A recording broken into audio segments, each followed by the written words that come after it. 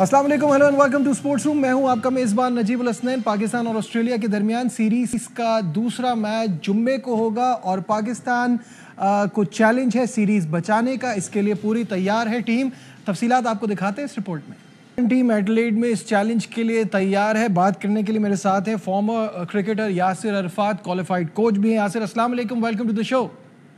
जी वालेकुम सलाम नजीब, बहुत शुक्रिया, थैंक यू। यासिर, इस सीरीज ने ना थोड़ा सा इंटरेस्ट जगा दिया है, क्योंकि जब पाकिस्तान ऑस्ट्रेलिया के दौरे पर जा रही थी तो हमें तो ऐसा लग रहा था कि यहाँ पे हमारा कोई चांस नहीं है। एटलीस्ट वनडे सीरीज में तो ऐसा ही है। और हमारे लेजेंडरी क्रिकेटर्स भी ऐसा कह रहे थे। वसीम अकरम ने एक बात की थी कि उनको तो एब्सोल्यूट क्लैरिटी थी कि पाकिस्तान एक मैच भी जीत जाए तो इसको आप समझिएगा कि ये अचीवमेंट है। लेकिन पहले मैच में जो हम इतना क्लोज गए और ऐसा लगता है कि ये पाकिस्तान की जीत थी, बस कमिंस रास्ते में आ गए। क्या कहेंगे? देखिए, वसीम भाई ने भी जो बात की, आप जिनकी तरफ इशारा कर रहे हैं, वो उन्होंने भी इस वजह से कहा था कि जो रिसेंट पास में पाकिस्तान की परफॉर्मेंसें चल रही हैं, जिस पाकिस्तान के स्पेशली ऑस्ट्रेलिया जैसी टीम, और ऑस्ट्रेलिया में जाके पास पे भी हमने कभी इतना अच्छा नहीं खेला, तो वो उस बेस पे उन्होंने ये बात की। बिल्कुल ऐसी बात भी नहीं। तो रही बात जो कल मैच हुआ, वो ऑब्वियसली सब लोगों को सरप्राइज किया इन अ वे कि आप देखें कि जिस तरीके से रिजवान ने कप्तानी की, कुछ उसमें पॉजिटिव भी थे, कुछ ऑब्वियसली जिस तरह की हम क्रिकेट खेल रहे हैं वो तो सामने ही थी। बट पॉजिटिव मेरी नज़र में जो थे वो एक तो लोअर ऑर्डर ने, जिस तरह आपके शुरू के 5 टॉप ऑर्डर जब आउट हुए तो लोअर ऑर्डर में जिस तरह लड़कों ने आके रन किए, नसीम ने, शाहीन ने और खुरम नियाजी, जो इरफान नियाजी, उन्होंने बहुत अच्छी बैटिंग की और ये पॉजिटिव थे। और फिर हारिस रऊफ की जो विकेट टेकिंग एबिलिटी है वो हमने देखा। ऑब्वियसली उन्होंने रन किए, मगर उनकी विकेट लेने की वजह से पाकिस्तान टीम दोबारा मैच में वापस आ गई। अच्छा, जो दो पॉजिटिव्स आपने मेन बताया ना, इसमें जो पहला वाला है उसकी तरफ मैं आता हूँ कि ये एक फ्लूक है ना। You can not expect batter number 9 to score for you. और पाकिस्तान की जो बैटिंग में ये जो बीमारी है, इसका कोई हल नहीं, कोई इलाज नहीं निकल रहा। 203 में 40 रन आपके 90 नंबर के बैटर के हैं। दैट मीन्स कि आप तो 150 भी मुश्किल से करते। और playing against team like Australia, ये बहुत मामूली टोटल है। तो हमें अपनी बैटिंग को किसी तरह से और मजबूत करना होगा। और दूसरी तरफ आपने जो हारिस रऊफ की बात की, विकेट टेकर वो हैं और ऑब्वियसली विकेट टेकर थोड़े बहुत रन्स भी ज़्यादा देता है, लेकिन वो जो रन मशीन बन जाते हैं ना, वो भी परेशानी की बात है। तो दोनों चीज़ों को बताइएगा। देखिए, बिल्कुल ये एक माइंडसेट है। आप देखिए, अगर पाकिस्तान की जो इवन जो हमारे तबसरा निगार भी होते हैं, बैठे हुए बात कर रहे होते हैं, वो ये कहते हैं कि जी थोड़ा सा टाइम ले लेना चाहिए, थोड़ा सेल्फिश हो जाना चाहिए अपने रन के लिए। तो मैं देखो, इंटरनेशनल क्रिकेट अगर आप जूनियर लेवल पे अगर बात करें तो वहां पे आप कह सकते हैं कि आप बच्चों को बताते हैं कि यार आप विकेट पे टाइम ले, मगर आप दुनिया जिस तरीके की क्रिकेट खेल रही है वो तो अटैकिंग खेल रही है। आप सामने जो कल की एग्जांपल है, ऑस्ट्रेलिया ने ऑल्दो उन्होंने शुरू में विकेट उन्होंने लूज की, मगर उन्होंने आप पे डोमिनेट किया। पहले ओवर से उन्होंने अटैक किया, ऑल्दो उनकी भी 2 विकेटें शुरू के गिर गई थी, मगर आप देखें उनके बाकी प्लेयर भी आए, उसी तरीके से खेले। हमने 10 ओवर में 35 रन किए, 2 विकेटें हमारी गालिबन थी और उनकी भी इसी तरह थी, बट उनके 60 रन थे। और अगर आपको इस माइंडसेट को चेंज करना पड़ेगा, अपने प्लेयर्स की जो एबिलिटी है उनको अपग्रेड करना पड़ेगा, अपस्किल करना पड़ेगा। और ये छोटी छोटी चीजें होती हैं, जिस तरह आप देखें कि अगर आप एक माइंडसेट होता है बैट्समैन का कि जब आप इंटेंट आपकी होती है कि आपने बाउंड्री लगानी, अगर आपको बाउंड्री नहीं मिलती समहाउ, और अगर कोई अच्छी बॉल होती है तो उसको आपने स्ट्राइक को रोटेट करना होता है। हमने काफी डॉट बॉल खेली इस मैच में। अगर आप देखें हमारे टॉप ऑर्डर बैट्समैनों ने बहुत डॉट बॉल खेली। तो ये छोटी छोटी चीजें हैं, ये इनको बेहतर करेंगे। और इंटरनेशनल क्रिकेट इसी का नाम है कि जितनी कम गलतियां आप करेंगे उतना ही आप सक्सेसफुल होंगे। अच्छा, मज़ेदार बात यह है कि आप कह रहे हैं ना, यहाँ पे सिखाया जाता है कि विकेट पे थोड़ा टाइम ले। हम तो टाइम भी ले रहे हैं और फिर रुक भी नहीं रहे। कहने का मतलब ये है कि 162 बॉलें पाकिस्तान ने डॉट खेली हैं। आधी से ज़्यादा बॉलें जो खेली हैं वो तो आप डॉट खेल रहे हैं। देखिए, बिल्कुल ये रिस्पॉन्सिबिलिटी बनती है हमारे टॉप ऑर्डर बैट्समैनों की, और आपने बिल्कुल अच्छी निशानदेही की। उसमें यह है कि हमारे 2 जो प्लेयर थे, स्पेशली रिजवान को आप देख लें और एक जो नियाजी हैं, इरफान नियाजी, इनकी जो विकेट है, मैं समझता हूँ कि ये बिल्कुल ही आपने 1 रन पूरी शॉट उन्होंने खेला, नियाजी ने तो रिवर्स खेला, तो आपको मैक्सिमम कितने रन मिल जाएंगे? 1 रन मिलेगा, फील्डर खड़े थे आपके, उस पे आपने गलत शॉट मारी। एक तो आप जब आप में एबिलिटी है कि आप सामने मार सकते हैं, आप फीट का इस्तेमाल कर सकते हैं। सिमिलरली रिजवान ने भी एक 1 हैंडेड शॉट खेली जिसपे आपको मैक्सिमम 1 रन आपको मिल सकता था। तो ऐसी रिस्क नहीं लेने चाहिए, थोड़ा सा अपने आप को अप्लाई करना चाहिए और रिस्पॉन्सिबिलिटी शो करनी चाहिए कि जब आपने इतनी बॉलें खेल ली, इतने देर आप विकेट पे स्टे किया, तो आपको मैच को आखिर तक और एटलीस्ट 50 ओवर खेल कर ही आना। अच्छा, बाबर आजम कल बहुत सारे लोगों का कहना है कि थोड़े से रस्टी दिखे, लेकिन वो उस निक में नजर आए। 2-4 शॉट्स जो उन्होंने खेले, लग रहा है he has a point two prove. तो 37 की उस नॉक में वो अनलकी रहे कि बॉल थोड़ा नीचे बैठ गया, जिसपे वो बोल्ड हुए। तो कैसा देखते हैं, कि आपको लगता है कि आने वाले मैचेस में बाबर की हम वो परफॉर्मेंस देखेंगे जो हम उनसे एक्सपेक्ट करते हैं?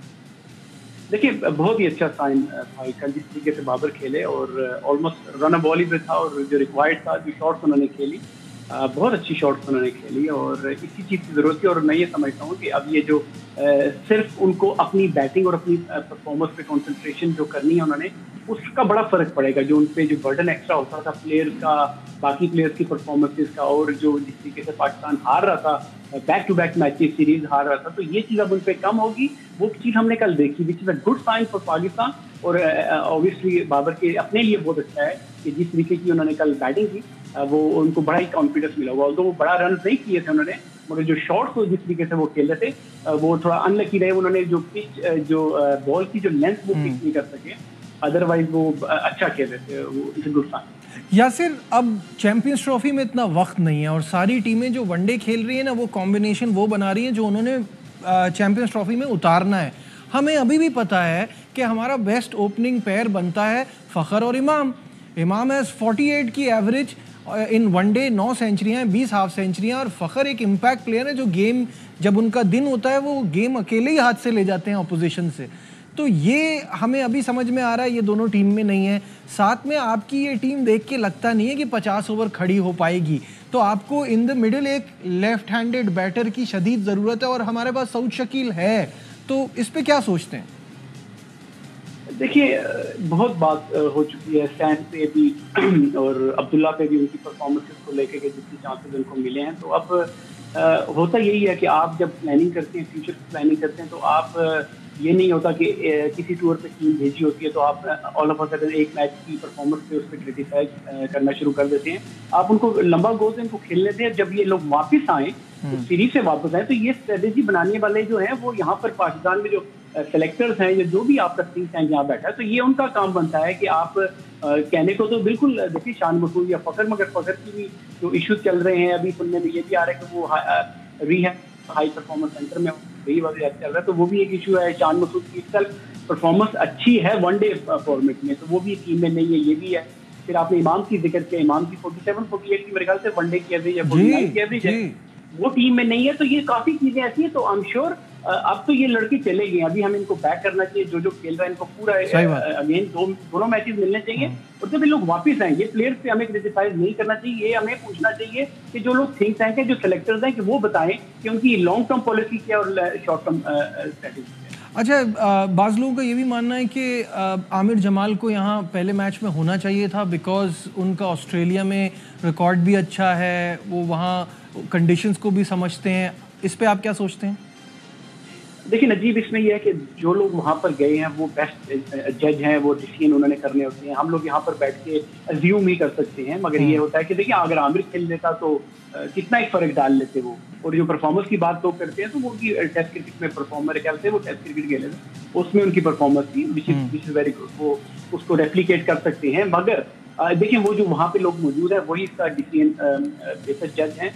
हो सकता है कोई निगल, जिसका आपको पता है कि वो उनके इशू रहा है बॉलिंग का, उनकी फिटनेस का, तो वो उनके जहन में वो चीज़ भी होगी। बाय द टाइम वो नेक्स्ट मैच में पहुंचेंगे, मे बी वो फिट हो जाए और उनको टीम में डाल दी।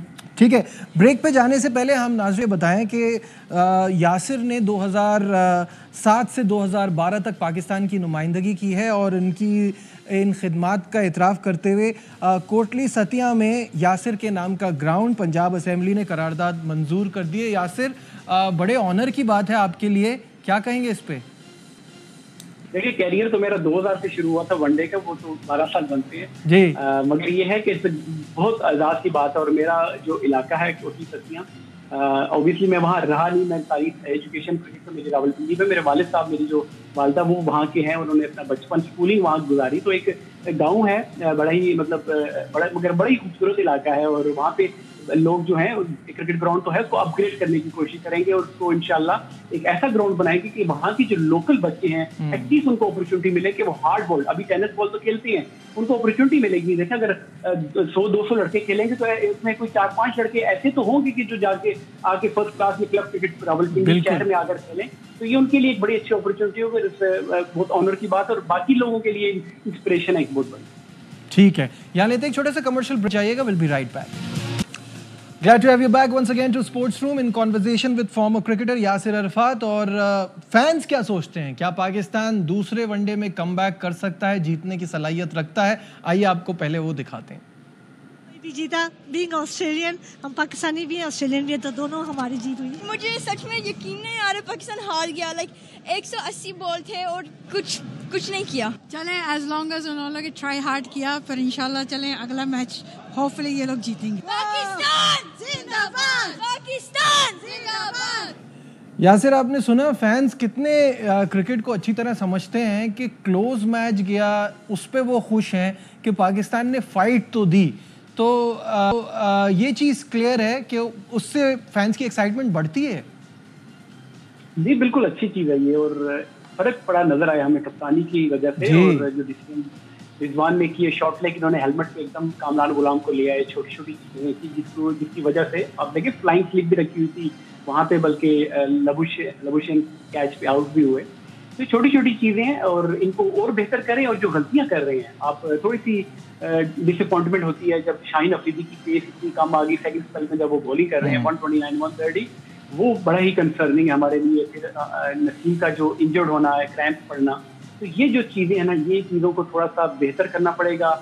और अदरवाइज पाकिस्तान की टीम में एबिलिटी है, और कल दिखाया कि अगर हम छोटी छोटी चीजों को बेहतर करेंगे तो हम ओवर द लाइन, क्योंकि हमने देखा कि टेस्ट मैचेस भी जब पिछले साल हम लोग गए तो हमने बड़े क्लोज मैचेस जो है टेस्ट मैचेस जीतते हुए हमने वो हार में तब्दील हो गए। तो इसकी वजह यही है कि आपको अपने जो छोटी गलतियां उनको बेहतर करना पड़ेगा और अपनी गेम को जो है वो और बेहतर करना पड़ेगा, स्किल लेवल को और बेहतर। बिल्कुल सही है। स्पोर्ट्स कॉरेस्पॉन्डेंट शाहिद हाशमी साहब ने भी हमें ज्वाइन कर लिया है। शाहिद साहब, ये बताइएगा, इस वक्त सब ये मांग रहे हैं कि पाकिस्तान ने कल जिस तरह से खेला है और कप्तानी भी इतनी ज़बरदस्त रही है, थोड़ी बहुत ट्यूनिंग करने की और फिर टीम बहुत अच्छा कर सकती है। क्या आप इस बात से एग्री करते हैं?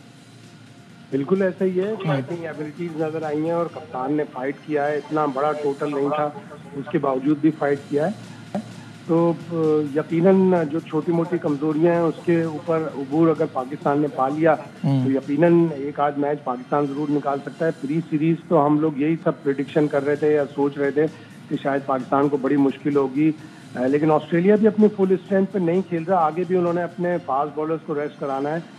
तो यकीनन पाकिस्तान, जिस तरह यासिर अभी कह रहे थे कि थोड़ी बहुत फाइन ट्यूनिंग करेगी, थोड़ा अपने फास्ट बॉलर्स का ख्याल रखे कि उनके निगल्स वगैरह जो हैं वो इतने ना हो जितने कल हमने देखा नसीम शाह को। हालांकि वो पहुंच गए हैं एडिलेड और टीम मैनेजमेंट ये कहती है कि उनको कोई तकलीफ नहीं है, यकीनन वो दूसरे वनडे के लिए भी दस्तयाब होंगे। तो ये चीज़ें वाकई ऐसी हैं कि जिसने पाकिस्तान की टीम को मुतासिर किया और पाकिस्तान ने जिस फाइट की वो काबिल तारीफ है। बिल्कुल सही है। अच्छा, मज़े की बात यह कि ऑस्ट्रेलिया में जो पहले वनडे में पिच पर बाउंस और रफ्तार देखा है, तो T20 के जो हमारे बैटर्स हैं उन्होंने मार्बल पे प्रैक्टिस शुरू कर दी है। तफसीलात बता रहे हैं कराची से अली हसन अपनी इस रिपोर्ट में। जारी कैंप में T20 के बैटर्स ने मार्बल की स्लेब रखकर प्रैक्टिस शुरू कर दी। हार्ड हिटर उस्मान खान हो या फिर उमैर बिन यूसुफ, दीगर बैटर्स भी नेशनल बैंक स्टेडियम में मार्बल पर ट्रेनिंग करते नजर आए।